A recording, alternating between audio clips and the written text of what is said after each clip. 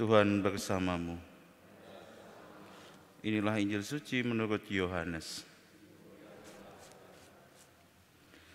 Sekali peristiwa Yesus berkata kepada orang-orang Farisi, "Aku berkata kepadamu, sesungguhnya siapa yang masuk ke dalam kandang domba tidak melalui pintu, tetapi dengan memanjat tembok, ia adalah seorang pencuri dan seorang perampok.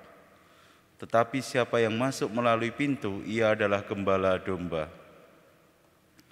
Untuk dia penjaga membuka pintu dan domba-domba mendengarkan suaranya. Ia memanggil dombanya masing-masing menurut namanya dan menuntunnya keluar. Jika semua dombanya telah dibawanya keluar, ia berjalan di depan mereka, dan domba-dombanya itu mengikuti dia, karena mereka mengenal suaranya.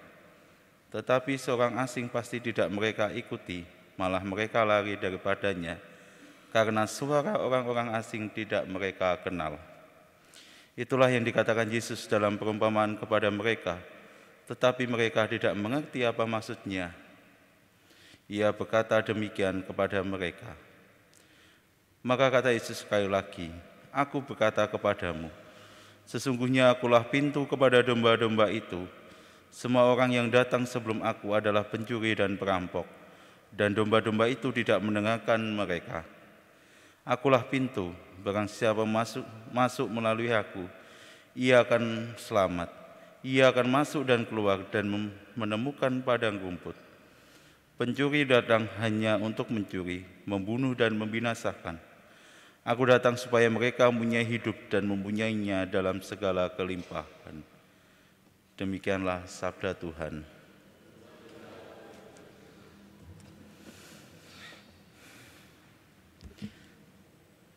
Saudara-saudari yang terkasih, kita perlu mensyukuri iman kita, karena dengan iman itulah kita mengenal Tuhan Yesus.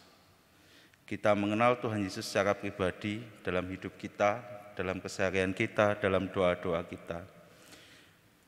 Dan dalam bacaan Injil hari ini, kita mengenal Yesus. Ia adalah Sang Gembala utama. Ia tidak hanya menjadi seorang gembala, tapi juga ia adalah pintu utama menuju keselamatan, menuju kebahagiaan abadi. Hanya melalui Yesuslah kita semua masuk ke dalam keselamatan itu. Akan tapi dalam kenyataannya, dalam kehidupan kita, seringkali kita mencari pintu-pintu lain untuk menuju kebahagiaan yang semu. Justru dengan pintu yang lain itu kita tidak dibawa pada kebahagiaan abadi, justru dibawa pada kebinasaan. Maka dari itu dalam perayaan Ekaristi inilah kita berjalan memasuki pintu utama, yaitu Tuhan Yesus, untuk menuju pada keselamatan, menuju padang rumput yang hijau yang memberikan kebahagiaan abadi bagi hidup kita. Maka dari itu kita pun diundang juga sebagai domba-domba untuk mendengarkan gembala utama, sehingga kita, hidup kita, keseharian kita, tingkah laku kita, perkataan kita dituntun, diterangi, dan dilimpahi berkat oleh Tuhan Yesus sendiri, sehingga pada akhirnya nanti kita juga merasakan keselamatan, kita bisa merasakan kebahagiaan abadi, dan tentunya dalam keseharian kita, hidup kita pun menjadi berkat bagi sesama.